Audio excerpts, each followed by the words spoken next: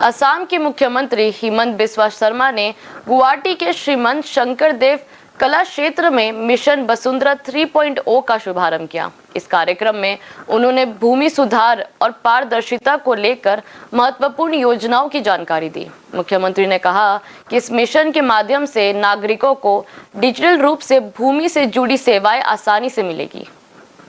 2022 চনৰ 8 মে তাৰিখে প্ৰায় 8,13,981 খন আবেদন নিষ্পত্তিৰে আমি মিছন বসুন্ধৰাৰ প্ৰথম সংস্কৰণ সমাপ্ত কৰিছিলো। উত্তৰাধিকাৰী সূত্ৰে নামজাৰি, দলিল সূত্ৰে নামজাৰি, বিবাদবিহীন বাটোৱাৰা, একচনীয়া পট্টাৰ পৰা ম্যাদী পট্টালৈ পৰিৱৰ্তন, এবিঘাতকৈ কম ভূমি কৃষিভূমিৰ পৰা অকৃষিভূমিলৈ পুনৰ পৰিৱৰ্তন, ৰাজহ নথিৰ পৰা দখল স্বত্ব নথকা পট্টাদাৰৰ নামকৰ্তন, ম্যাদী পট্টাৰ আবণ্টন পত্ৰ, লিগেসি ডাটাৰ অদ্যবধীকৰণ আৰু পট্টাদাৰৰ মোবাইল নম্বৰ সংলগ্নকৰণ।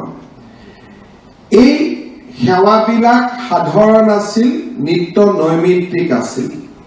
কিন্তু মিছন বসুন্ধৰাৰ সময়ত মই আচৰিত হৈছিলো যে যেতিয়া প্ৰায় 12 লাখ লোকে এই সাধাৰণ সেৱাবিলাকৰ বাবে আমাক আবেদন কৰিছিল। অনুভৱ হৈছিল যে চৰকাৰ আৰু জনসাধাৰণৰ মাজত কৰবাত নহয় কৰবাত এটা বিশাল গ্যাপ আছে আৰু যিকোনো কাৰণতে সাধাৰণ সেৱাবিলাক মানুহে লব আগবাঢ়ি অহা নাই। ভূমি বিভিন্ন সময়ত ল্যান্ড ৰেকৰ্ডছ আপডেট হোৱা নাই। চৰকাৰে ভূমিৰ বিনিময়ত পাবলগীয়া ৰাজহ পোৱা নাই আৰু বিবাদবিহীন ভূমিসমূহ লাহে লাহে বিবাদৰ ফালে 2022 চনৰ 8 মে তাৰিখে।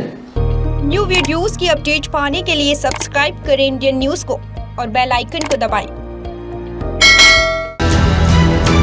ये है इंदू ब्रॉडकास्टिंग प्राइवेट लिमिटेड और आप देख रहे हैं इंडियन न्यूज, हर पल हर क्षण हर सच।